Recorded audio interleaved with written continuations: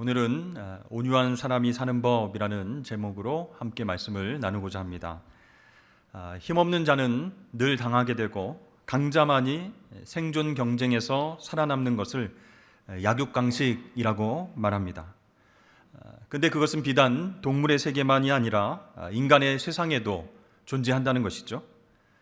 우리들도 약자를 누리고 또 이기고 싶어하는 그런 마음이 존재합니다. 그러나 여러분, 최종적인 승자가 반드시 강자라고 할 수 없습니다. 동물의 세계를 보더라도 사자와 호랑이 같은 맹수들이 밀림을 다 지배하고 계속 번성할 것 같은데 그렇지 않습니다. 국가나 동물 보호단체가 특별히 보호를 해줘야 됩니다. 그렇게 보호를 해줘도 번식이 잘 안 되고 개체수가 점점 줄어들고 있다는 것이죠. 그 반면에 특별한 보호가 없음에도 불구하고 약한 동물들, 그 개체수가 오히려 번식이 잘 되는 그런 측면도 있습니다. 인간 세상도 마찬가지입니다. 수단과 방법을 가리지 않고 악하게 살아가는 사람들이 성공하고 계속적으로 번성할 것 같습니다. 세상의 온 땅을 차지하면서 그렇게 행복할 것 같습니다. 그러나 그렇지 않다는 것이죠. 땅이 부드러우면 씨앗을 뿌리면서 가꾸어 가지만 땅이 딱딱하면 어떻게 되죠? 곡괭이로 내리치게 되는 것입니다. 마찬가지로 힘을 내세우는 사람 곁에는 탐욕과 기회를 노리는 사람들만 모여들게 되고요. 더 이상 이 사람에게서 얻을 것이 없다 이렇게 생각하면 언젠가는 곡괭이로 내리치고 떠나가기 마련이라는 것입니다. 그래서 성경은 오히려 온유한 자들이 땅을 차지한다라고 말씀하고 있는 것이죠. 근데 여러분, 온유하면 무엇이 생각나십니까?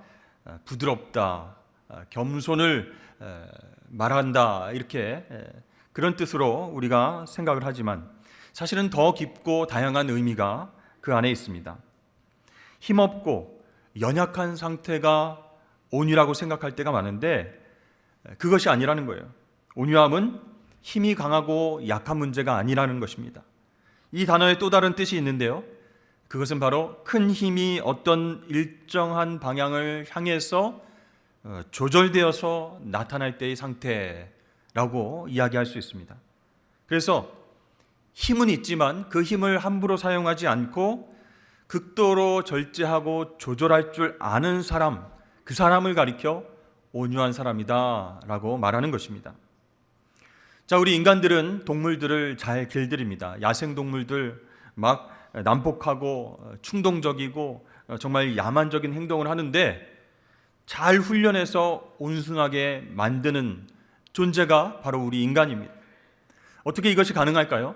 하나님께서 창조 질서의 원리 속에서 땅에 움직이는 모든 생물들을 다스리라, 우리 인간에게 그런 능력을 허락해 주셨기 때문에 그것이 가능한 것입니다.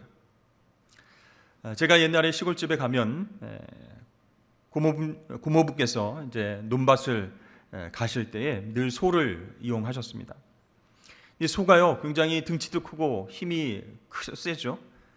굉장한 힘을 지니고 있지만 잘 길들이면 그 힘은 주인이 원하는 대로 사용할 수 있습니다.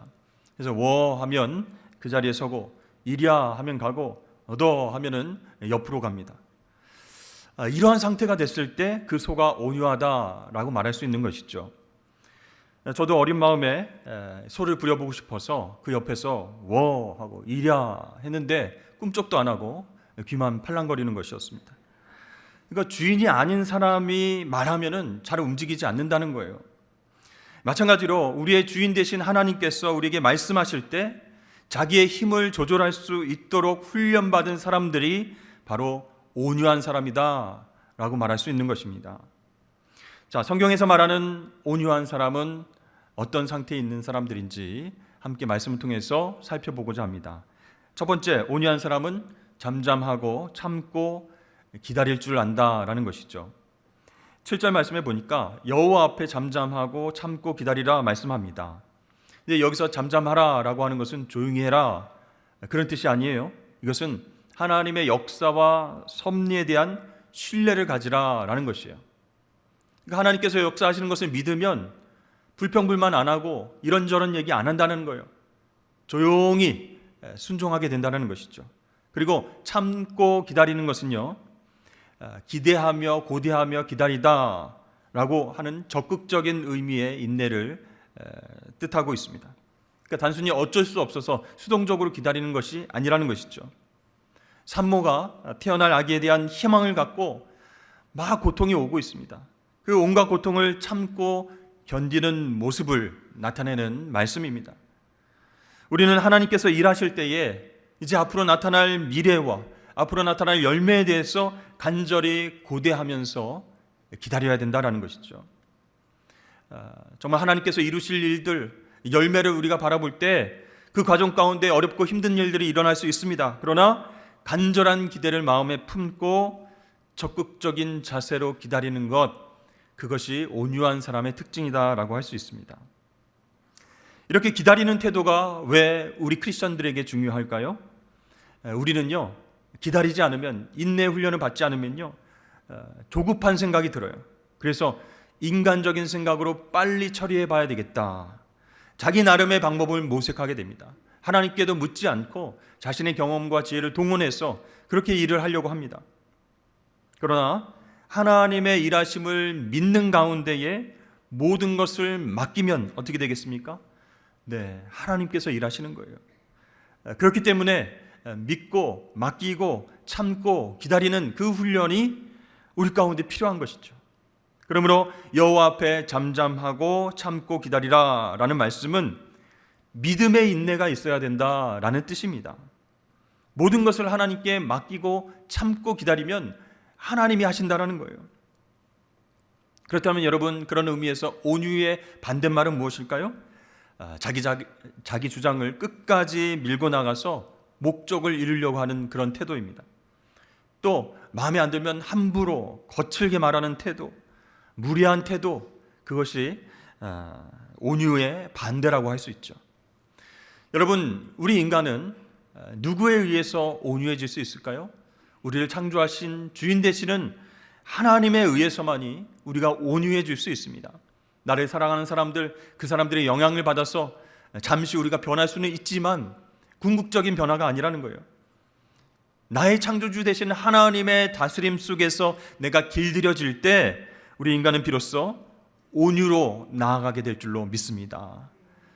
그래서 어떤 사람이 온유하지 못해, 이런 얘기를 듣는 것은요, 그 안에 있는 힘이 엉뚱한 데서 폭발한다는 뜻이에요. 우리를 조정하고 우리를 컨트롤할 수 있는 힘이 없어질 때 우리는 감정적으로 폭발하게 된다는 것이죠. 여러분, 그러면 나만 상처를 받습니까? 그게 아닌 것이죠. 그리스도 안에서 한 몸 된 그런 교제가 깨어지게 됩니다. 자, 여러분들이 일을 맡기려고 합니다. 어떤 사람에게. 그러면 되도록 피하고 싶은 사람이 누구일까요? 능력이 있고 없고 그것도 중요하겠지만 그보다는요, 마음의 감정을 조절하지 못하고 쉽게 흥분하고 폭발하는 사람, 그 사람에게는 일을 맡기기가 참 어렵다는 것이죠. 마찬가지로 하나님께서도요, 잠잠하게 참고 기다리는 온유한 사람에게 하나님의 사명을 맡기신다라는 것이죠. 여러분, 저와 여러분이 하나님께서 진정 기뻐하시는 사람으로 쓰임받기를 원하신다면 온유해져야 된다라는 거예요. 온유함을 훈련받을 수 있도록 해야 된다라는 것이죠. 자, 성경에 나오는 인물 중에 모세는 하나님께 크게 쓰임받은 종이죠. 근데 성경에 보니까 온유함이 지면의 모든 사람보다 더하더라, 이렇게 정말 세상 사람들보다 정말 온유함이 뛰어나다, 이렇게 칭찬을 하고 있어요. 그러나 저와 여러분이 아시듯이 모세는 처음부터 온유하지 않았습니다. 자기 민족을 사랑하는 그런 마음이 있긴 있었지만 이 화를 이기지 못해서 애굽 사람을 때려 죽였습니다. 지극히 인간적이고 혈기가 있는 그런 사람이었어요. 그 일로 인해서 모세는 광야에 나가서 40년을 지내게 됩니다. 그 광야에서 지내면서 사람들을 안 만나면서 혈기가 조금 죽었는지는 모르지만 여전히 하나님 말씀에 따라 움직이지 못하는 그런 사람이었습니다. 그러다가 80세에 가시나무 떨기 앞에서 하나님의 임재를 경험합니다. 그리고 온유한 사람으로 훈련받아 가면서 모세는 예전의 혈기가 죽게 됩니다. 그래서요, 우리가 말씀을 찾아보면요, 백성들의 연약함과 이 악함을 품에 끌어안고 기도하는 그런 하나님의 사람으로 생활하고 있는 것을 보게 되는 것이죠. 특별히 아론과 미리암의 반역마저 품어버리는 모세, 정말 가족이고 정말 믿었던 사람인데 모세를 반역하고 상처를 주는 그 사람들도 품고 하나님 앞에 기도하고 있습니다. 그런 모습을 보시면서 하나님께서는 모세는 온유함이 지면의 모든 사람들보다 더하다, 이렇게 칭찬을 하신 것이죠. 그렇습니다. 지금 나의 어떤 모습을 돌아보면서 자신의 혈기와 못난 자아가 나를 지배한다 라고 생각되어지면요, 성령 하나님께 내 마음과 감정과 모든 생각을 지배해 주십시오, 이렇게 기도를 해야 됩니다. 그렇게 하나님의 지배를 받아야만 우리가 말씀에 순종하게 되고, 말씀에 순종해야만 온유한 사람으로 그렇게 살아갈 수 있기 때문이죠. 여러분, 온유한 사람으로 훈련받게 되기를 주의 이름 축복합니다. 그러면 어떤 상황 속에서도요, 승리를 경험하는 모세와 같은 하나님의 종이 될 수 있을 것입니다. 자, 두 번째, 온유한 사람은 분노를 버리고 불평하지 말아야 합니다. 8절 말씀에 보니까 분을 그치고 노를 버리며 불평하지 말라, 오히려 악을 만들 뿐이라, 이렇게 말씀합니다. 우리는 세상에서 의인이 고통을 당하고 또 악인이 형통하고 잘 되는 것을 종종 목격하게 됩니다.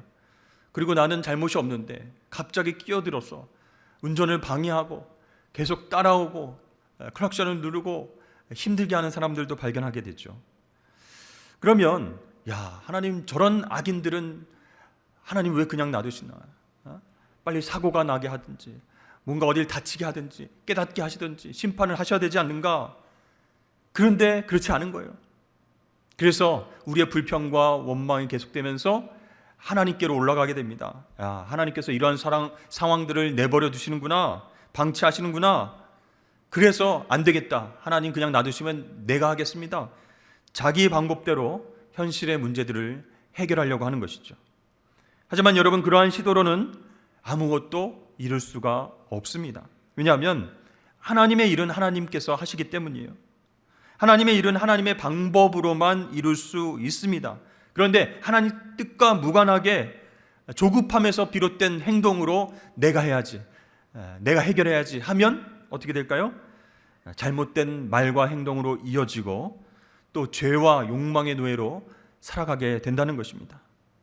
오히려 악을 만들 뿐이라, 그렇게 말씀하고 계시지 않습니까? 그래서 여러분, 우리 마음 가운데 분이 가득한 상태에서 그 분노를, 화를 다스리지 못하고 인내하지 못하면 어떤 상황 속에서도 패배하게 되고 악을 행하게 된다라는 것이죠. 여러분, 개구리와 두꺼비 비슷해 보여도 위기의 순간에 있을 때 전혀 다른 방어 수단을 갖고 행동하게 됩니다. 이 천적인 구렁이를 만났을 때 개구리는 걸음아 나 살려라 하고 도망갑니다. 그러나 두꺼비는 몸에서 독을 내뿜습니다. 그렇게 구렁이 앞에서 당당하게 맞서는 거예요. 오히려 약을 올리듯이 행동을 합니다. 그래서 천적인 이 구렁이가 약이 바짝 올라서 두꺼비를 꿀꺽 삼켜버리죠. 그러면 이 두꺼비 몸에서 독이 나와서 이 구렁이를 죽이게 되죠. 물론 이 두꺼비도 죽습니다만 어떤 경우는 그 속에서 새끼들이 부화돼서 이 구렁이의 몸을 먹으면서 자란다라는 것이죠. 여러분, 우리들도요, 신앙생활을 하다가 분을 참지 못해서 폭발하게 되고요, 악을 행하게 됩니다. 나만 죽냐, 너도 죽어라 하면서 그렇게 분노의 감정을 이기지 못하고 서로에게 상처를 줍니다. 그러면요, 그동안 받았던 우리 경건 훈련과 영성도 바닥까지 완전히 내려앉게 되는 것이에요. 그렇습니다.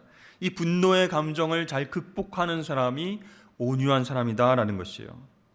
우리 마음에 분노가 계속해서 가득해지는데 그것을 조절하지 않으면, 끊어내지 않으면 불평불만이 계속되고 또 하나님 앞에 악을 행하게 된다라는 것이죠. 그러므로 우리 마음 가운데 불평과 분노가 시작되면 그때그때 제거를 해야 됩니다. 다음에 내가 좀 마음이 편안해질 때 그때 회개해 기도하면 되지, 그게 아니라 불평하는 마음이 올라올 때 그때 숨을 쉬면서 호흡을 하면서 하나님 나를 긍휼히 여겨 주옵소서. 또 분노의 마음이 화가 치밀어서 죄를 지을 뻔했습니다. 하나님 용서해 주옵소서. 이렇게 숨을 들이마시며 내쉬면서 그때 하나님 앞에 기도하며 이 문제를 해결해야 되는 것이에요. 여러분 그렇습니다. 이 분노의 감정을 잘 다스리는 사람이 승리하는 사람이고 온유한 자가 될 수 있습니다. 자, 세 번째는 하나님을 소망해야 된다라는 것이에요. 우리 9절 말씀 다 같이 한번 읽어보겠습니다. 시작. 진실로 악을 행하는 자들은 끊어질 것이나 여호와를 소망하는 자들은 땅을 차지하리로다. 자, 오늘 말씀에서 악을 행하는 자들은 끊어질 것이다. 하나님께서 약속해서 말씀해 주셨습니다. 그러니까 이 악인들이 형통하는 것이 영원히 가지는 않을 것이라는 거예요. 하나님이 심판하신다는 거예요. 그래서 하나님께 맡기고 우리는 어떻게 해야 돼요? 여호와 하나님을 소망해야 된다라고 말씀합니다. 여러분, 여호와를 소망하는 자가 바로 악인이 아니라 의인입니다. 하나님 다스리심에 순종하는 온유한 사람으로 살아갈 수 있는 것이에요. 근데 여러분, 이 세상에 소망을 두는 사람은요, 절대로 온유한 사람이 될 수 없습니다. 하나님께 쓰임 받을 수 없어요. 왜 그렇습니까? 이 세상에 속한 대로, 이 세상의 방식대로 살아내려고 하기 때문이에요. 결국 불의와 악을 행할 수밖에 없는 것이죠. 그러나 하나님을 소망한다라고 하는 말은요, 이 세상의 방식을 따르지 않겠다라고 결단하는 것이에요. 하나님께 소망을 두고 살아가는 사람은요, 권력의 힘을 바라지 않습니다. 물질 만능주의 시대에 살면서도 물질의 노예가 되지 않으려고 끊어버립니다. 또 인기와 명예에 따라서 살려고 하지 않습니다.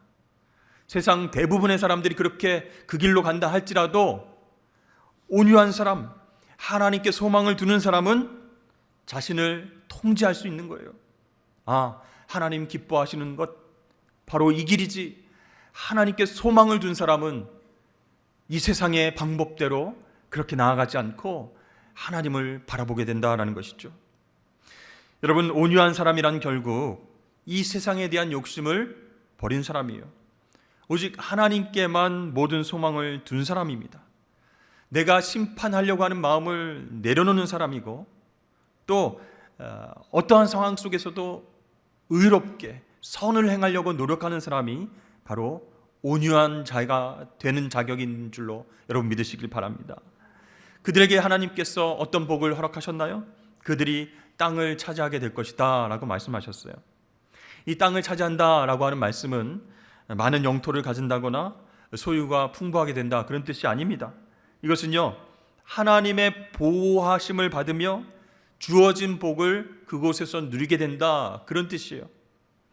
사실 이스라엘 백성들에게 가나안 땅은 무엇입니까? 하나님께서 선물로 주신 땅이죠. 기업으로 받은 땅입니다. 그런데 그 땅에서 범죄할 경우는 어떻게 됩니까? 기근이나 재앙으로 인해서 그 땅의 소산물을 얻지 못하고 살아갑니다. 하나님께서 비를 내리지 않으시면 농작물들이 자라지 않고, 그렇죠? 그 땅의 산물을 먹을 수가 없는 것이에요. 또 가나안 땅이 정말 젖과 꿀이 흐르는 땅이라고 했는데도 불구하고 외적의 침략을 받아서 그 땅으로부터 쫓겨나서 포로가 되는 비참한 지경에 이를 수가 있습니다. 그렇기 때문에 이스라엘 백성들이 하나님의 뜻을 준행하면서 의롭게 살아갈 때 하나님의 보호하심을 받고 그 가나안 땅에서 행복하게 살 수 있다라는 것이죠. 자, 예수님께서도 산상수훈을 통해서 말씀하셨습니다. 온유한 자는 복이 있나니 그들이 땅을 기업으로 받을 것이며 라고 말씀합니다. 이 땅을 축복으로 받는다라고 하는 것은 아까도 말씀드렸지만 하나님의 보호하심을 받는 거예요. 네, 그 땅의 소산물을 먹을 수 있는 거예요. 그리고 외부로부터의 공격을 하나님께서 막아주셔서 평화롭게 살 수 있는 복입니다. 그런데요, 이렇게 온유한 자로 살아갈 때에 받는 복들을 누리지 못할 때가 얼마나 많이 있습니까? 우리가 온유함으로 훈련받지 못하게 하는 여러 가지 일들이 세상 가운데는 계속적으로 일어나고 있어요.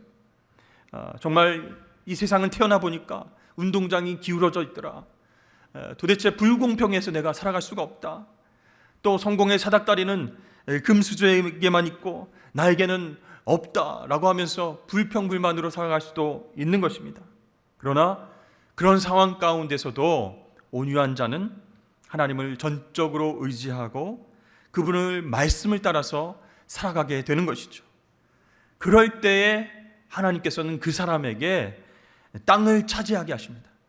하나님 약속으로 주신 그 기업을 누리면서 하나님의 보호하심과 하나님의 공급하심을 누리면서 축복을 경험하며 살게 될 줄로 믿습니다. 그래서 여러분, 온유한 자는 땅을 기업으로 받는 것이죠. 근데 오늘 말씀해 보니까 땅을 차지하는 복을 누릴 뿐만 아니라 풍성한 화평으로 즐거워하는 복도 주신다라고 말씀하고 계세요. 11절 말씀입니다. 그러나 온유한 자들은 땅을 차지하며 풍성한 화평으로 즐거워하리로다. 아멘. 그러니까 하나님께서 보너스의 복을 주시는 거예요. 하나님의 보호하심과 공급하심과 인도하심에 따라서 그렇게 살아가는 복을 얻고 또 하나 플러스 사회적인 평화가 포함되었다라는 말이에요.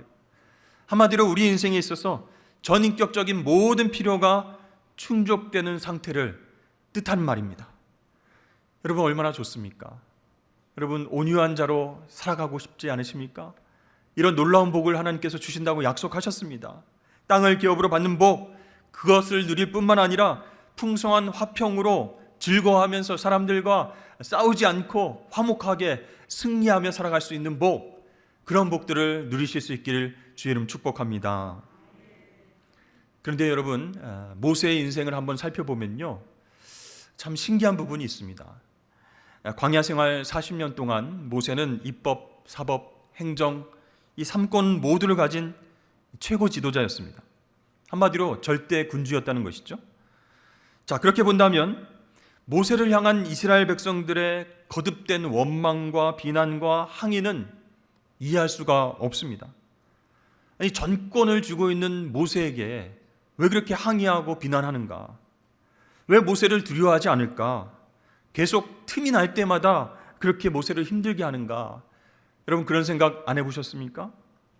왜 이렇게 이스라엘 백성들은 모세를 만만하게 보고 틈만 나면 원망하고 불평하고 계속 항의를 했을까요? 그 답이요, 모세에게 있습니다. 그것은 모세가 자신에게 주어진 힘과 권세를 부려서 그 백성들 위에 군림하지 않았기 때문이었어요. 오직 하나님께서 부어주신 그 영적인 권위로 백성들을 인도하려고 했습니다.